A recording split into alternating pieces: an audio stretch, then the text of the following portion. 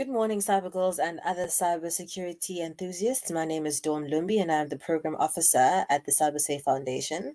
And welcome to the second last session of our Day in the Life series. And today we have a new guest. His name is Simeon Ruto, and he will be speaking to us today about the digital forensics profession. Welcome, Mr. Simeon. It's great to have you here. Thank you, Don. All right, so just to remind everyone else who's watching again today, the purpose of this ADIL series is to introduce our cyber girls and other cybersecurity enthusiasts into the different fields that exist in cybersecurity, and also to enable them to make informed decisions about the career paths that they will eventually select as they are participating in the Cyber Girls Fellowship. And so, yeah, just to get straight into it, I will be reading out Mr. Simeon's bio. So, Mr. Simeon is a highly accomplished fraud fighter with over 10 years of experience managing fraud risk in both banking and insurance sectors. He is a certified fraud examiner, certified digital forensics expert, certified public accountant, and seasoned internal auditor. His experience in fraud risks management intersperses varied disciplines such as digital forensics, fraud investigation, data analytics, accounting, auditing, and general management. Simeon has been responsible for fraud risk management across 7 African countries, namely Kenya, Uganda, Tanzania, Rwanda, Malawi, South Sudan, and Mozambique. He is credited for conducting successful fraud investigations leading to over $1 million cost savings annually. His success story has inspired many as he continues to share in various conferences in Kenya and across Africa. Wow. What a bio, Mr. Simeon. We're so happy to have you here. You are very accomplished, and I'm so honored to be speaking to you today. All right, just to get into it, please tell us about your journey into the um please tell us about your journey into this profession, and was there a particular influence or deciding factor in your decision to choose this career path? Thank you. First, I want to thank you for this opportunity. I know it's usually a great pleasure to influence and impact on the lives of other people. This, to me, is a great opportunity, and it adds purpose and meaning to what we are. We are there for each other. So this is a great opportunity. Thank you for that. I also want to thank the foundation for having this noble idea that we can actually impact on the life of our young girls in the field of cybersecurity. So that's a great opportunity, and thumbs up for that.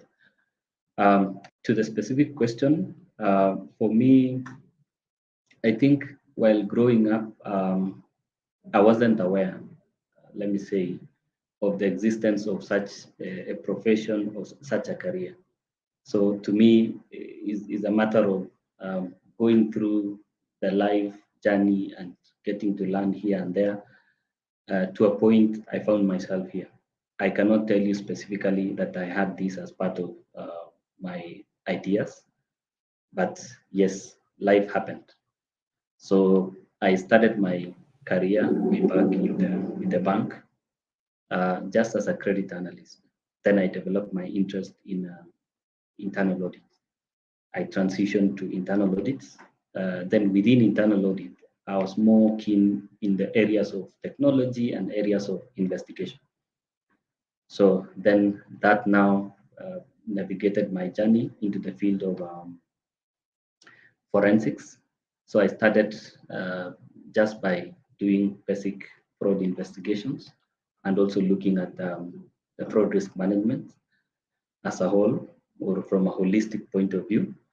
Then the interest in technology now grew, and that is when now I transitioned into the area of digital forensics and threat intelligence, which I would say it has been a journey of discoveries and endless discoveries.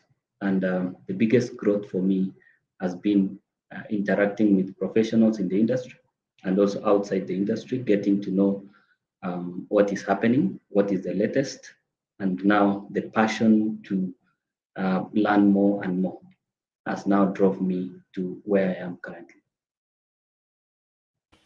Thank you for that, Mr. Simeon. It definitely sounds like a journey of discovery indeed. And I mean, I've hosted a couple of these sessions over the past 2 weeks, and many of our guests have echoed a similar trajectory such as yours, as it's really been about them developing an interest in a specific field and honing in on that interest and expanding on it, which from your answer I've picked up is the exact same way that you found yourself in this career path, which is actually so interesting because then what it tells our fellows on who are listening to the session right now is that you get to choose your career. You know, you are the master of your own fate in this field. So, moving on to the second question, please tell us why digital forensics and threat intelligence is important in cybersecurity and what role does it play in the ecosystem? So the digital forensics play a very key role in cybersecurity. You will realize that when you talk of the real environment or the real environment within the organization, any cyber threat or any breach or incident has to be investigated. You really have to, and during the investigation, you really have to understand end to end. So I usually look at it from this perspective that cybersecurity is more of the front facing. Digital forensics come in the back end. Now, a successful digital forensic experts need to be aware of what is happening in the field of cybersecurity because you cannot come in to respond to what you don't know. So you really have to be aware of the front side, to be aware of the proactive measures that needs to be put in place. Even at the point where you're investigating, you're able to pinpoint evidence that can actually stand in a court of law. Remember, digital forensics or forensics in general is about the ability to gather evidence, preserve, and present the evidence in a court admissible format or version. So for you to be able to investigate an incident within the cyberspace, then it means that knowledge of what happens in the cyberspace is critical, the knowledge of the investigation process, and it has to be a forensically sound investigation process um, of ability to identify the source of evidence, to analyze, and to actually prepare the evidence and eventually presenting it in court. Then the side of compliance. As you investigate, you also need to understand the legal side of it.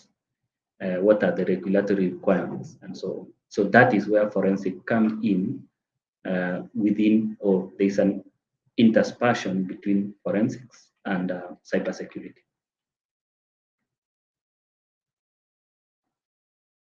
Oh, wow. Thank you for sharing that, Mr. Radzuruto. And what does a normal day of a digital forensics and threat intelligence specialist look like? Please walk us through your daily responsibilities and your roles and your key functions in your job. So as I mentioned, the work of a forensic expert revolves around key steps.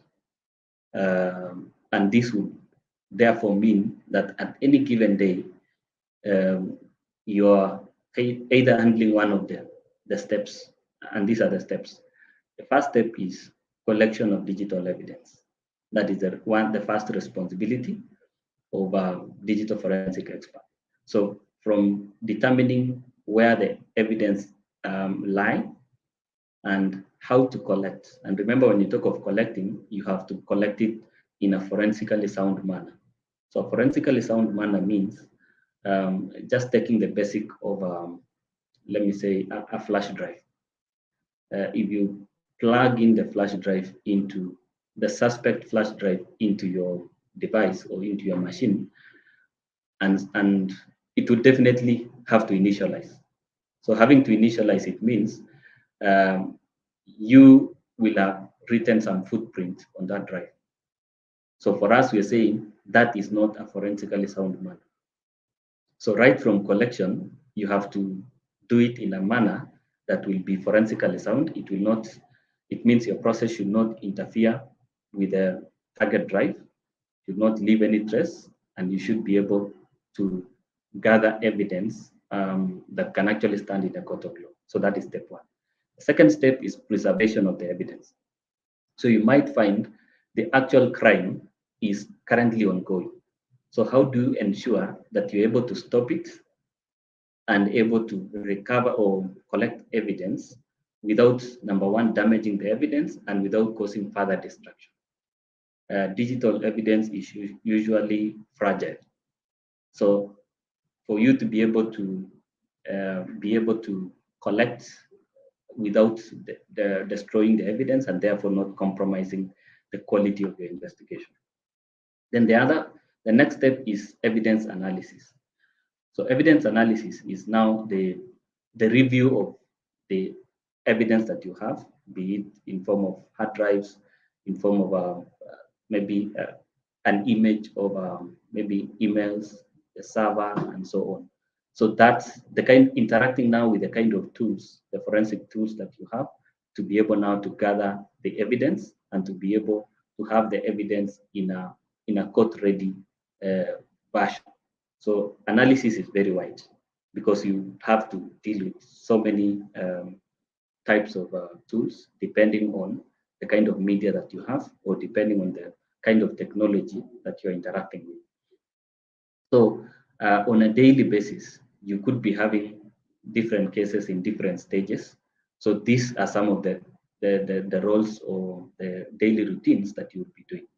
The other one is reporting and documentation. So when it gets to reporting, any investigation is as good as the quality of the report that you come up with. So at the end of the day, you will find yourself in different stages. In other cases, you are actually reporting or you're documenting or putting together all the necessary documents to have your files ready. And then the other role is around presenting the testimony in court. So as a digital forensic expert, you will have to go testify before a court of law and be able to prove to the court that whatever suspect is actually guilty. So you have to package yourself end to end, right from preparing your statements, putting together all the files, and ensuring that they are ready. And more specifically, in drafted, or the report should be drafted in a format that can actually be taken in or understood by a magistrate. Remember, you will be explaining this, presenting before a court that is not technical. The court may not understand whatever evidence that you have. So it's your responsibility to break it down and present in a manner that the court will be able to understand. And then I think on an overall basis, you'll also find yourself in sessions or let me say relearning and continuous learning, because you realize in the technology space, things keep changing quite fast. So you have to keep yourself abreast with the latest in the technology space and make sure that you stay relevant. So on a daily basis, those activities, you will find yourself doing one or the other on a daily basis.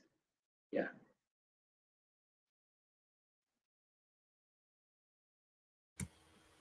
Thank you for such a comprehensive framework and process of what the digital forensic specialist would do on a daily basis. I believe that for the cyber goals, it's really helpful because it gives them a bit of an eyesight or foresight rather into what they may be doing in this kind of profession. And you've given us a framework of what your day-to-day responsibilities may look like within within this profession. May you please share with us the kind of challenges that you experience within these processes, if any of them may arise? Yeah, for sure, there are quite a number of challenges, and The first challenge is the rapid changes in technology. Sometimes you'd say that fraudsters are always ahead. When you're spending time doing your day to day, then they are busy coming up with the new ways to target their victims. So for you as an expert, counter fraud expert or digital forensics expert, your role is to ensure that you keep abreast with these ever changes within the technology space, so that you, number one, are able to handle the new threats, you're able to identify them, and you're able to even advise business on what needs to be done in order to protect the organization against these kind of threats. So you remain as a key subject matter expert that the organization is looking up to provide this technical expertise. Now, so that is one. The other one is the complexity. So when you talk of the digital space, every time, and if you look at, for example, advances in, maybe just take an example, the mobile technology. So each of the providers, the handset providers, keep improving on their security to ensure that they're able to provide better service to their clients. So what that means to you as a digital forensic expert is that it means more work for you, because the for you to be able to investigate those gadgets, the mobile gadgets, then it means you have to do more work, you have to do more research, because the technology becomes more complex and so on. So the same way that security is provided to a genuine client, the fraudsters also benefit from similar technology. For example, if somebody is using the latest iPhone, and you might find that your forensic tools may not have may not be in a version that can actually be able to crack, for example, or to be able to pick out some passwords, something like that. So those complexities in the digital environment presents a challenge, and it's an ever-growing challenge that we have to keep up with. The other challenge is around legal and regulatory issues. Every time we have changes in the regulatory environment, we have new controls coming in, things to do with, for example, confidentiality is coming in. It's a good thing, while at the same time, it provides a challenge for us. Data protection laws coming in, so it makes it difficult for you to be able to navigate. And the more stringent the regulations are, the more your work becomes difficult. And more specifically, in operating in an environment where you handle matters and cases in different jurisdictions, different countries, so there are different laws within those different countries. And therefore, you need to understand how do you handle, for example, a matter in one country as opposed to the other country, and so on. So that also presents a challenge. The other challenge is lack of standardization in terms of the tools and the methodologies that you apply. So you'd find, for example, you may apply one tool, it gives you results that may not be 100% similar to somebody else using a different tool. So ultimately, it will pose a challenge in terms of why don't you have the same results? And remember, you're going to face the world that do not basically appreciate the complexities within this technology space. Another challenge is around resource constraints. This is a challenge all over, where you don't have adequate resources. You may find, for example, in this side of the world, in Africa, we may not have access to the same kind of tools the first world have. So you will realize that we'll have to put up with the challenges that we have, even in terms of support from these technology providers. Sometimes it may pose a challenge to us. And then one biggest, the last one, biggest challenge is around lack of skilled professionals. You may find the field of digital forensics is still growing in this side of the world. So the professionals are quite few, and therefore it means a lot of work for you to be able to ever serve the organizations that we work for. So it presents that challenge, and it's a good challenge because it means opportunities, especially now for the younger generation. Yeah. I think you also mentioned how do I overcome the challenges? Yeah, Um, how do you overcome these challenges that you're spoken of? yeah. So I may not say that we I have managed to overcome all of them. Some of them would still remain residual. For example, if you talk of changes in technology, the main way is just to continue learning, keep yourself abreast, making sure that you are in conversation and having strong networks with colleagues in the same space so that you can share knowledge, share intelligence, and that way this will help us. Also, making sure that we encourage a lot of interactions across the borders so that we can be able to get to learn what's probably new laws or new regulations that happen within different geographies where we operate in. And the other one is around upskilling others and sharing knowledge, sharing information so that we can be able to have a bigger pool of experts that can actually help us in this space. So for me, I think the one answer that I can give is continuous learning and continuous research around this. That really goes a long way in helping us. Yeah, Thank you for sharing that, Mr. Ruto. And it's clear to our cyber goals that learning is the key.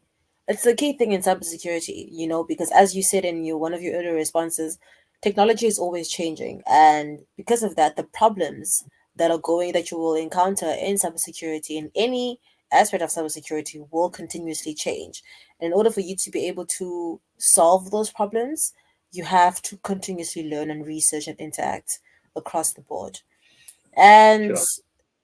I guess this is now a question that they might appreciate as a budding cybersecurity professional with intentions to kickstart their career. How does one know whether the digital forensic profession is something that they want to pursue? How would they know?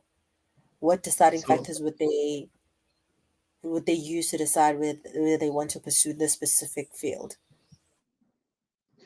I think the more straight answer will be you listen to yourself, because the reason I'm saying that is that you will realize that even as you pursue any career, there are some of those challenges that you are never prepared for. So you should be in the right frame of mind as you make that decision, so that as those challenges come in, you shouldn't get to a point of saying, I wasn't ready for this. Because there's always that point where you are never ready or never prepared for.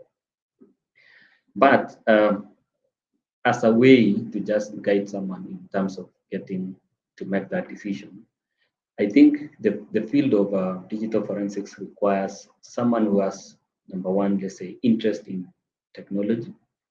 If you feel that you have this passion and this interest in learning and interacting more with technology, that natural curiosity in technology is, let me say, the first step. That will sort of propel you to be able to gain and gain more knowledge, where you're not stopping at any point, but learning new technology each and every day and making sure that you spend, let's say, almost your leisure time in updating yourself on what is happening in the technology space. That is number one step. The other step is the desire to solve problems. Because what happens is when you talk of digital forensics, it's actually trying to solve problems or trying to solve, if you think of those fraud cases or those cyber threats, that you can only resolve them through technology. So that desire that you can actually, you need to resolve puzzles and solve problems within the technology space can actually drive your interest in digital forensics.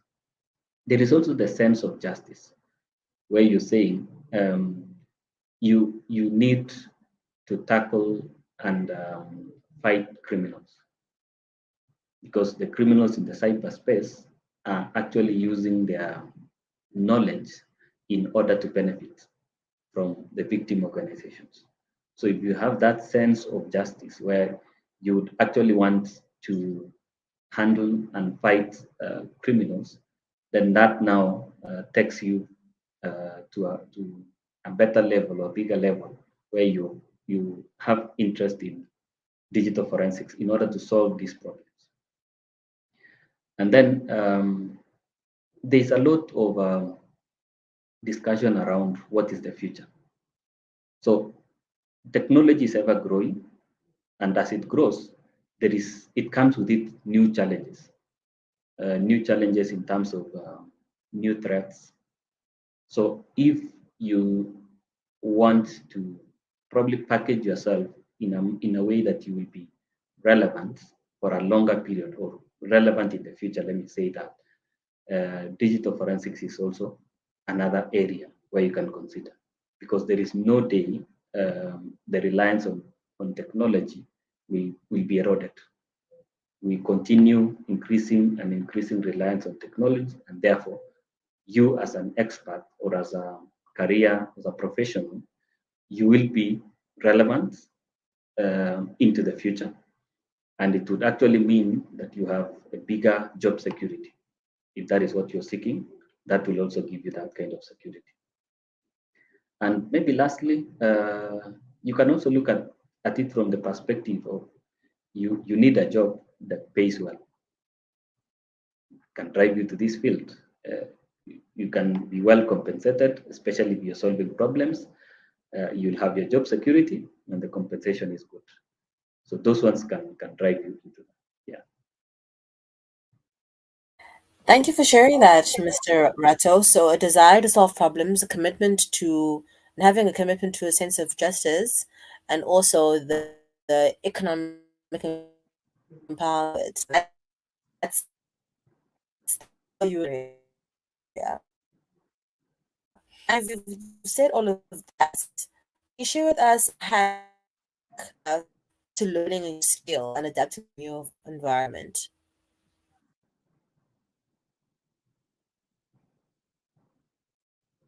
Sorry, I didn't get your question clearly.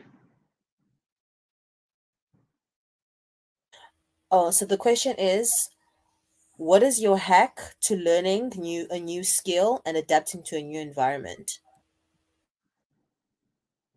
Yeah. So remember, I've mentioned so many times around learning and getting new skills and improving yourself.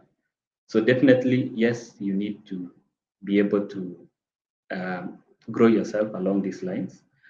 So for me, I think one of the biggest things that I want to do is to plan myself in order to probably determine what are these new areas that I need to learn or to upskill myself on. So the first step is I need to break it into smaller parts.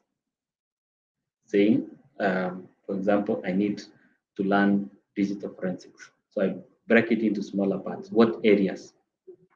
Let's say I need network forensics. Then be able now to give myself some focus times of saying, this is my focus time, and this is the time I'm going to allocate to learning this new skill. I'll definitely have to understand the whole view of that area in order to develop those objectives of saying, by the end of this learning, these are the critical learnings that I need to possess. So you sort of develop objectives for yourself. And then you need to be consistent. Uh, that it means the moment you've started that journey, it should be consistent because it will require your time, it requires your your determination in terms of you're going to spend a lot in the learning process. So you really have to discipline yourself around that area. And then you can also look for a mentor or look for somebody, a teacher or somebody who has skills in this area who can actually guide you and provide you with some, let me say, some sense of direction, telling you if you want to learn this skill, these are the things you need to have. This is how you need to go about it. And that also becomes a go-to person whenever you have challenges along that area in order to help you unlock the challenges and also make another step. As you learn any new skill, surely there could be areas where you fail. Let's say you've not gotten it right. So you need to embrace this failure and pick learnings even from the failure. The best way to benefit from a mistake or a failure is to learn from it. So never lose a chance to learn from those failures and improve yourself. Then you need also to adapt to different ways of learning so that it doesn't become boring. So you might want to just change different methods of learning. Like today, you're saying you're learning through, for example, interacting with videos, just trying to look at what other people have done, just trying to look for practical cases or practical examples, using the most basic of the examples, and so on. So that really helps you in the field of technology. You'd also want to try out new things. You can try out maybe some virtual labs, some open source within the technology space, just to try something new. And then also get involved in a in a in a network of other like-minded professionals. Many a times you would find community of experts exists even virtually. So join those. Some people offer boot camps. Make sure you join, enroll for those. You'll get to learn what is happening and stay motivated throughout. So that motivation will keep driving you from one victory to another. If you encounter a challenge, you should be able to live beyond the challenge and be able to adapt to the new challenges and upskill yourself, grow and increase. Surely, if you take that route, there's nothing you'll never learn. Yeah.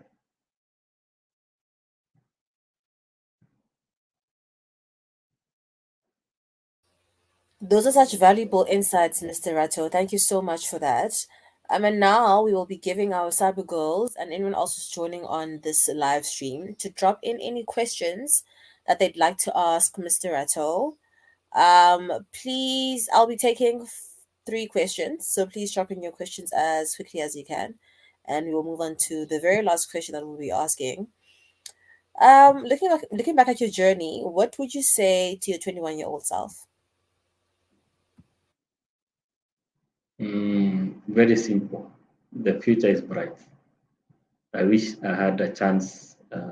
Somebody told me that, and even as I look back, I'm telling myself that the young professionals that we have, this is my message to you: that for you, you are lucky because you have a chance to interact with experts. You have the chance to get to learn even from experiences of others.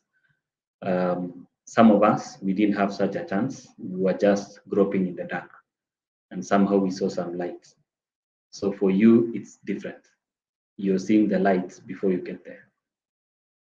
This should be a motivator for you to now soldier on. There is no challenge that would come to you, and you should not be able to tackle because you have experts, you have people around you. Yeah. That is indeed very true, Mrs. Simeon. I believe that this generation is extremely lucky.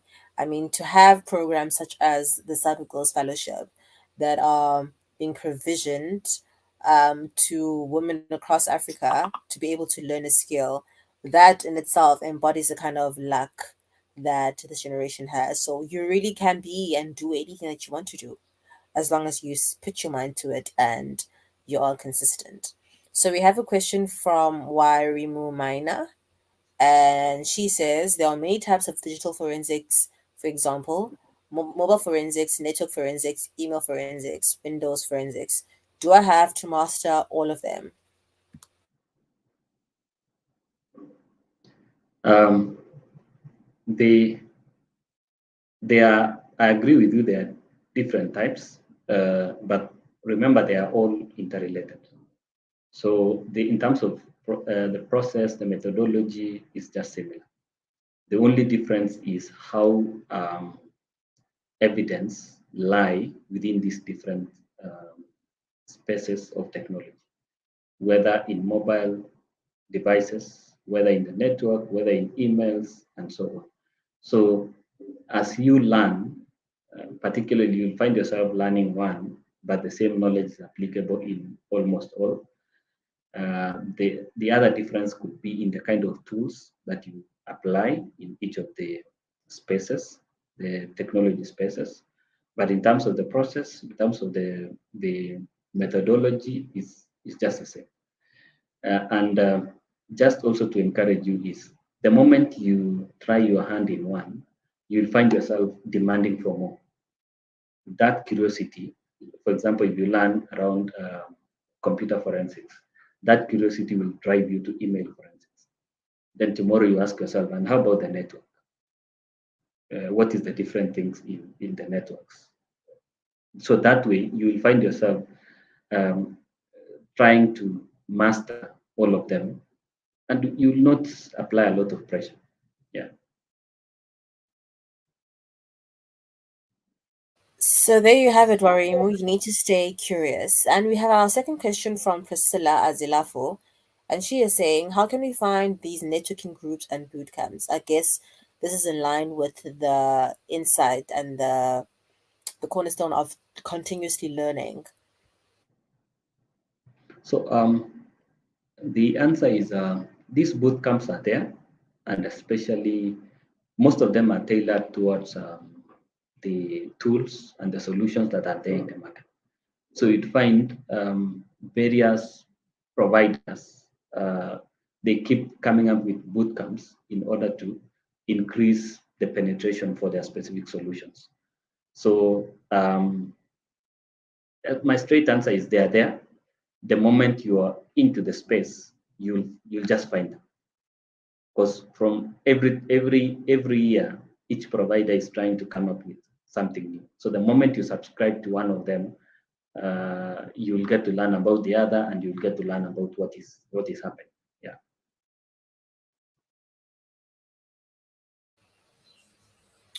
All right, thank you for that. Emily Fallon is asking, would it be advantageous to venture into digital forensics if one has a law background? Yes, the straight answer is yes. Because remember, forensic is all about um, um, gathering evidence in order to support a court process. So there is a court process at the end. So with your understanding of law, that would give you an upper hand. But that does not mean that whoever does not understand law, does not have a law background, may not grasp digital forensics. But it will just give you an upper hand. Yeah.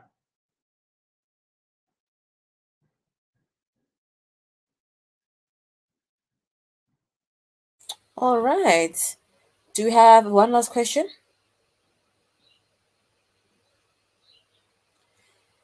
Loveth, and he is asking, can one transition from penetration testing to digital forensics or vice versa? Yes, the answer is yes. The reason is digital forensic is more of, let me give it, it's a more holistic, it's a more end-to-end. Penetration testing we only focus on looking at the environment and testing vulnerabilities within the environment and so on. But now, with that knowledge of penetration testing, when you come to digital forensics, you'll actually be a key resource in terms of you'll be able to understand the front side of it. You'll be able to understand or come with that knowledge around monitoring the space so that you can be able to become a better digital forensic expert. So for me, I would say yes, it's possible. All right, thank you. That was our last question.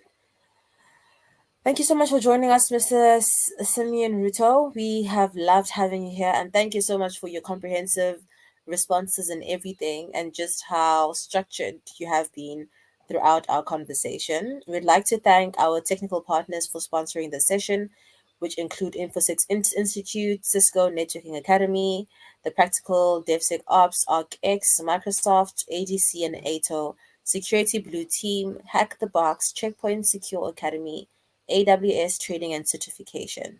Thank you so much. And I hope that our fellows and every other cybersecurity enthusiast that's joined this call has been able to prune and glean as much insights from your wealth of experience.